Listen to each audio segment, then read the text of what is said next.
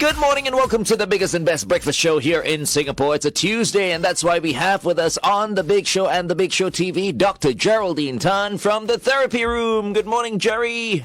Good morning. Good morning, Dr. Jerry. I miss you, Jerry. I haven't seen you in what, 2 weeks? 2 or 3 weeks, I think? 2 weeks, huh? Yeah. 2 weeks. Last week, just last week. Oh, just Yeah. last week. You Feels didn't- I haven't seen you in like weeks, man. You didn't get your weekly therapy session last week. Yeah, that's how much I miss you. Aww. So what are we going to be glad you're talking about better. today? Yeah, I feel much we're better. gonna- Thank you, Jerry. Thank you. We're going to talk about Tourette syndrome today. Okay. And- What is Tourette's? Yeah. Well, 3 years ago when we first started the Big Show TV, I talked about it. So I thought I wanted to revisit it again with the permission of my young friend. Yeah, because he broke down in session yesterday and I was like, okay, let me talk about, Tourette syndrome again because it is a neurological disorder. The onset is in childhood. And we have seen, some of us have seen, right, in public, this really rapid, strange movements people make or sounds people make that kind of take us, catch us off guard. It's like a big shiver that you have with some people. And shouting as well, And sort of the- random yeah. random Yes. loud There's voices. a sound that comes Yeah. with it. Yeah. I think the most So there are recent more- one we saw was Louis Capaldi. Yes. Right? What happened? He was was on on stage. stage during his concert and he had a very bad bout of Tourette's. And the audience actually completed the song for him. Oh, They I sang see. the words for him because he couldn't pull himself to Yeah. sing the song all the way through. That's true. So that was quite a public one. Maybe, he a did couple it. of weeks He ago. did it on purpose so No, that Glenn. this video No. will go out. Glenn, it's like Glenn. viral. Glenn. These days, you never know. These entertainers. No. But anyway, are people born with Tourette's?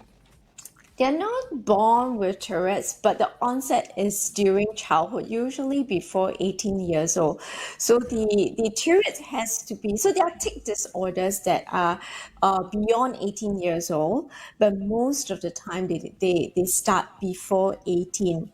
And it can come with motor tics or vocal tics. Can it come with both? So Tourette's comes with both, Both. and they have multiple types. So you said it's usually kids 18 and under, but are certain types of children more susceptible? I mean, do they have other sort of issues that they're going through or disorders that bring this on? No, so there's no known cause, no known reason sometimes. Yeah. There are sometimes perhaps a transition, perhaps higher stress that can bring on a tic disorder. But it might not be caused by anything at all. You say a tic disorder. Is Tourette's not the only one? So Tourette's come under the umbrella of tic disorder. So there's tic disorder, there's the Tourette's disorder, persistent chronic motor tic disorder, persistent vocal tic disorder. So you can have just one type. Or Right, you can okay. have both type, which is Tourette's.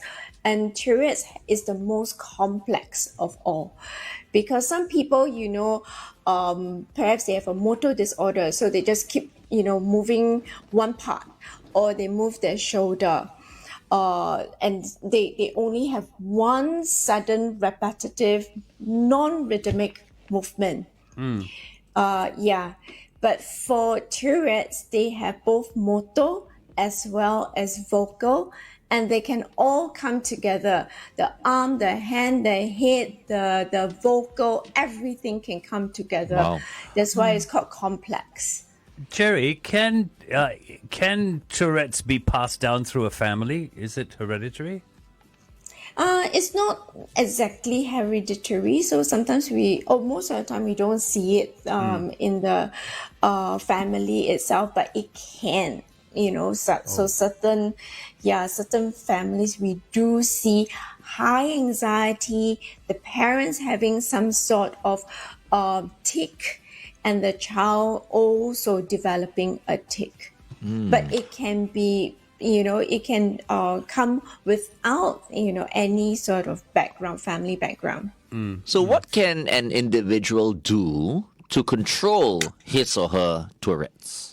Oh my gosh, that's the worst thing to ever tell the person. Please control your tics. It is very automatic. And trust me, they do try to control their tics because they try to hide it because they know it is inappropriate at times. It is embarrassing.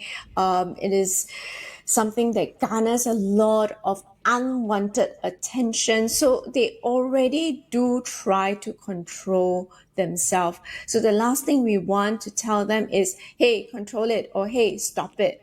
Is it curable, Dr. Jerry? So there are different types. So the tic disorder that is perhaps brought about by certain stress. Those we can decrease the stress, decrease anxiety, and typically it wanes with time. Tourette's is a different ballgame of its own, so it doesn't actually dissipate. It waxes and wanes. So it comes and goes. It maybe gets a little bit better for a period of time, and then it comes back again. And they can go in cycles and go in really bad bouts. Jerry, are there different degrees of Tourette's? I mean, there would be one where the tic is almost violent, and yet in the other, it may be just a second. Yep. So you have those that just the shoulder, move and the vocals, so you can have mild. The young man that I've been seeing for years now, he has a very severe version of it. So his whole body can rock back and forth. Wow. And so there's the motor part and as well as the vocal tics that comes together with it. He can actually hurt himself. There has been many times he's hurt his head, his legs, he's broken his glasses, many, many times over. So, is this a neurological thing? Yes, it is it's under the umbrella of a neurological disorder. And there is no medication for this? So it really depends on the person. Some people, they respond to the medication. Some people, they don't. So there are also different types of medication that are out there, but it really depends on the person themselves and how they respond.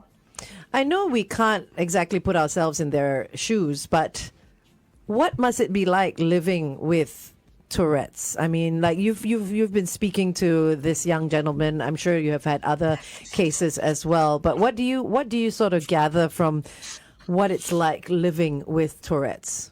So a little, background, a little story about this 20-year-old young man. So in primary school, it started, and the parents brought him all over the world to try and get some help for it. Jerry, you want to tell us a story on the radio? I think because it might be since we have like 30 seconds left, I think it'd be good. Yeah. Okay. Cool. So how many patients do you have? I mean, while we get there, how many patients do you have who suffer from Tourette's? Tourette? Yeah. Tics. So Tics. Tourette's is not typically given to anyone. So usually we start with you have a tic disorder, I see. because usually they just come with one or the other. Okay, stand by, Jerry. We'll go on air now. Stand by. You never went away. But Dr. Jerry, I was asking you on the Big Show TV that although we cannot begin to even imagine what it is like to live with Tourette's, you've worked with some individuals with Tourette's and tic disorders or syndromes. Yes. What must it be like for someone living with it? Yeah, so I've got the permission of this young man, and I will share his story. So since primary school, his parents, he developed, or rather the onset was during that time. So his parents were young parents bringing him everywhere to try, all over the world actually, to try and get his tic sorted out. Secondary school was okay. He was able to manage it. It wasn't so bad. But by the time he got to JC, it was almost uncontrollable, and no therapy, and any sort of therapy could not help him. So he could not complete his JC. There was social issues. There was focusing issues. So he left JC life. And that was, I think, for a couple of years before he gained back his confidence. So during that time, when he left school, he came to me for therapy. And we worked really extensively, definitely with all other sorts of therapy. And his confidence was at an all-time low. It was just so difficult for him. He could have his tics the entire night, and he'll be exhausted. Wow, Poor and guy. his mom would have to ensure that he is safe, because when he has a tic, it really looks like he's having fits. It's like out of control. So you can actually experience it while you're asleep as well. Oh, well, it comes at night, so I don't think he really has a sleep. Right, okay. Yeah. And it's very frustrating for him because he cannot control it, Yeah. but the neighbors don't know that. So there are many times, despite parents soundproofing his room, putting in the best sort of soundproof, neighbors still complain, even when they explain about it. And mind you, it can be very, very loud. And he has what we call coprolalia, which is shouting out swear words. Oh, wow. Okay. Yes. Okay. Yes. So can you imagine in the middle of the night and you hear not only the ah sound, but also swear words coming out?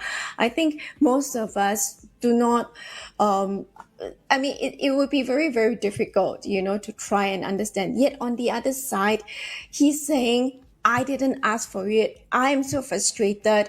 I have to live with this. Why am I being penalized?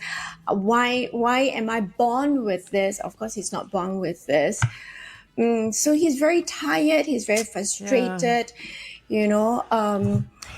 and he looks at himself saying that I'm a bad person, right? Because I have this and therefore I'm bad. So it's very, very heartbreaking. There are times which is where it's really nice, really wonderful, where he feels a little bit better about himself. I'm very, very proud to say our young man has completed his poly studies, straight A student. Well done. Wow, well done. Yes, but now it is also the other phase of life where part of his breakdown is, who is going to hire me? I can't even do my work. Right. Or the perception is that I can't do my work because I'm doing it and then I have a tic. I'm sure there will be people who will Must be hire so him. painful. But Yeah. I really, really feel for him, man. Yeah. Okay, Jerry, I know someone who suffers from a mild version of Tourette's, and I have noticed that when this person is in a situation where they have to focus, the attacks don't happen. So it is slightly better when they can focus, but it's a chicken and egg. Sometimes they have a bout of it and they cannot focus. Yeah, so this young man takes photos and videography, and I'm very, very proud to say we can actually watch one of his videography and editing.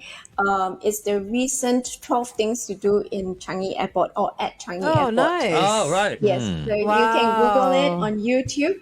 That is one of his works that he has done. Amazing. So really proud of him.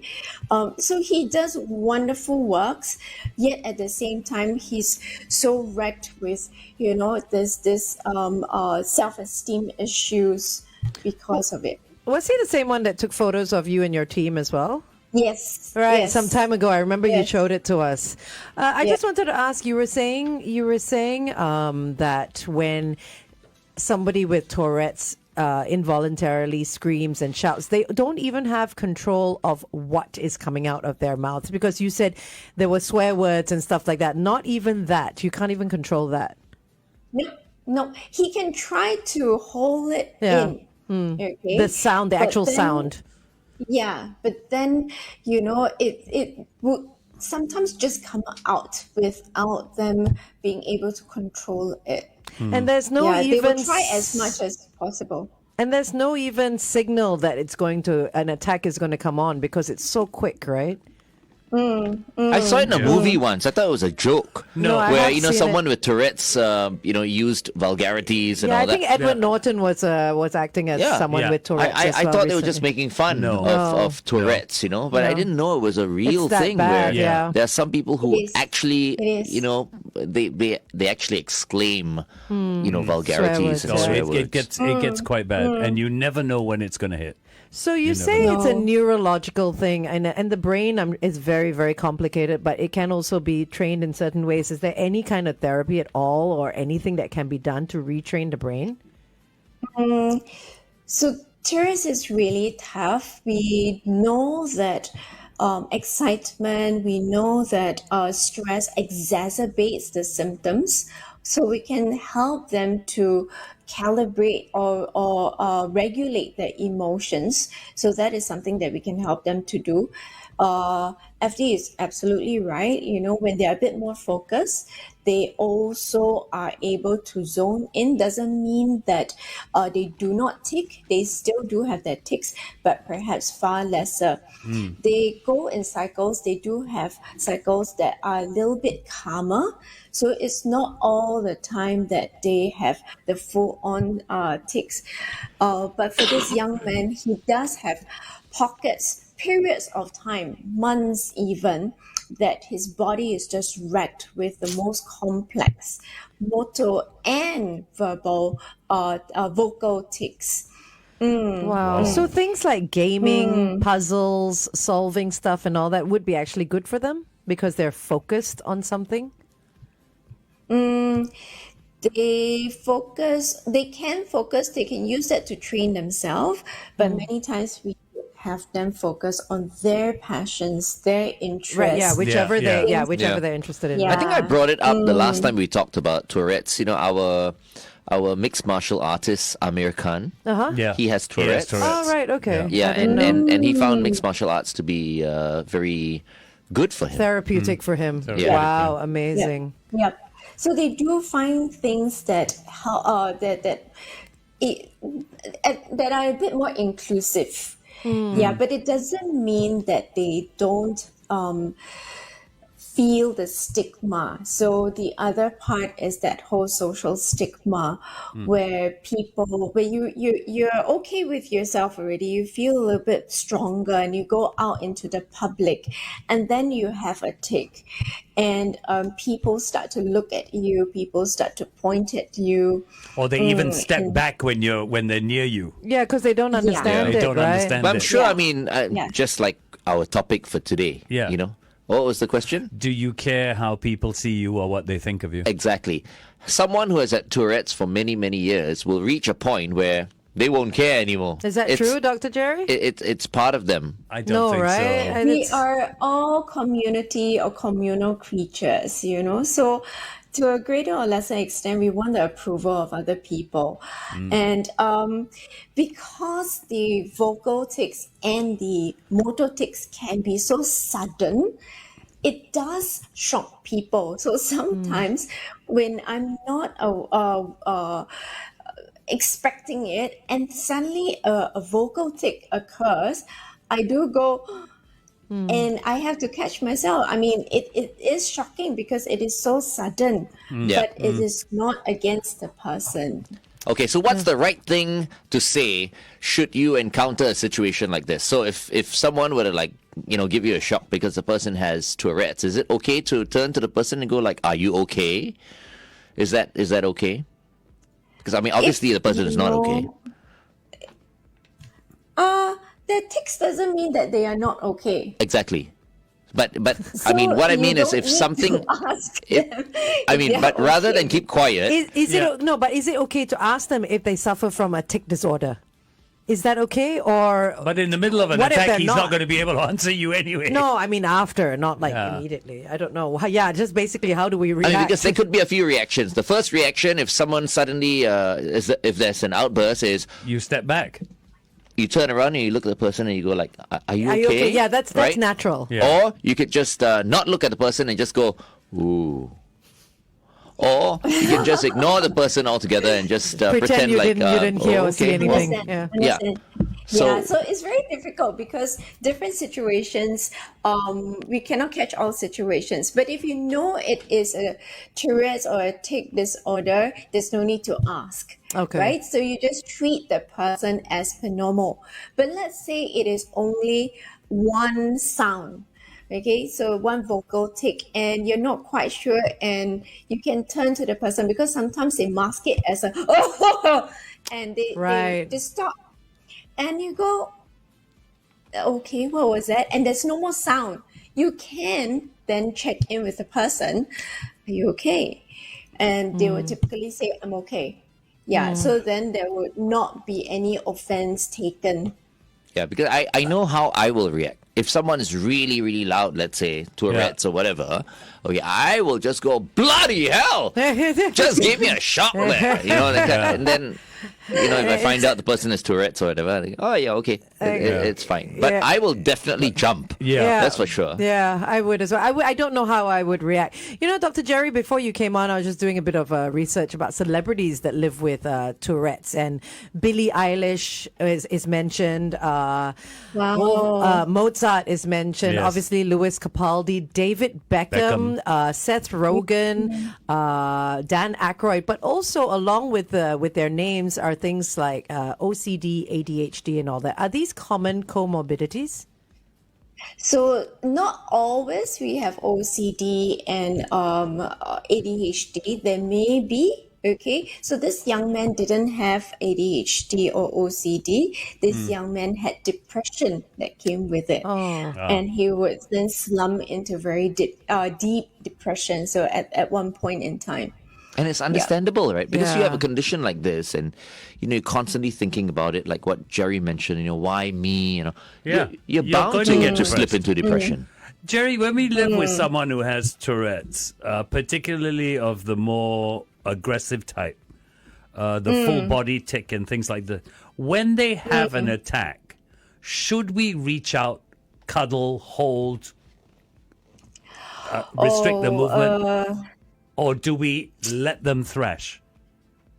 You keep them safe because they are not aggressive. So I'm going to emphasize this point Yeah, because yeah. it can be so sudden and so big, the movement. They can hit themselves, they can hit Exactly. out. So people think that they are aggressive. They are not. But they can get hurt and you can get hurt. So the best thing is to observe them to see if they are safe. If they are near anywhere that they can hit themselves, you try to bring them away. So this young man's mother would always spend a lot of energy and a lot of time trying to ensure that he is safe. Yeah. Okay. But Wow. you if they are trashing out, do not go near if you're not sure what to do. Just keep them safe. Jerry, we've got a comment on our Facebook page from Jolynn. Her son is now 13. He was diagnosed with Tourette's at 7. He's doing awesome, she says, but sometimes he does get vocal tics, and it can be very disruptive in class, but his classmates and his teachers have been very understanding and very wow. accommodative. Well Which done. is absolutely awesome. I think that's very, very important. And she says, my son doesn't quite care about the public stairs Oh, good. because he says people will find something to judge me about anyway. Oh, good. wow. What a grown-up little boy. I Good love attitude. that. So it brings me to the question, when it comes to someone living with Tourette's or tic disorders, are they okay in regular schools and stuff like that? They don't need any special care schools at all?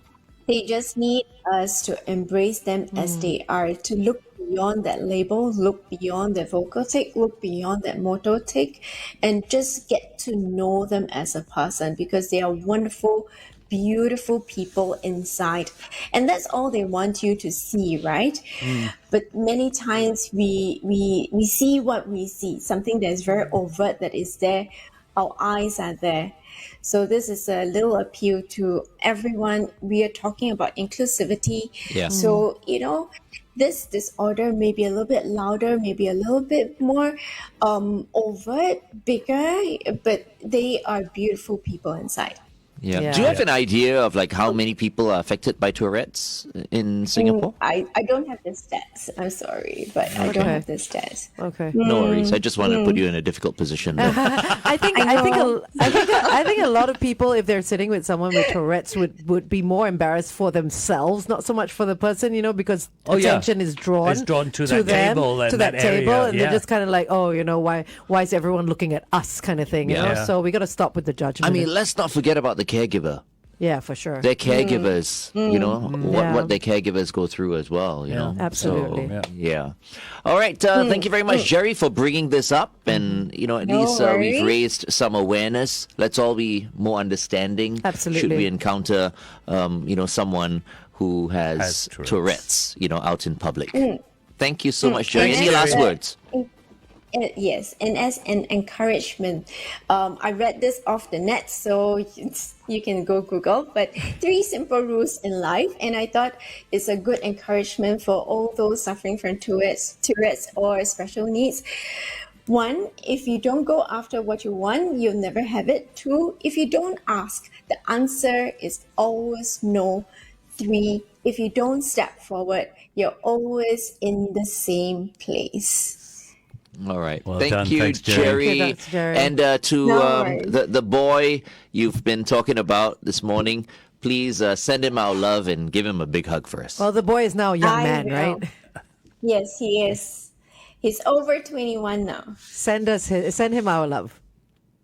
I will. Thank All you. right. Have a good week ahead. Blessed Holy Week. Bye-bye. Take care, Bye. Jerry. See you next week.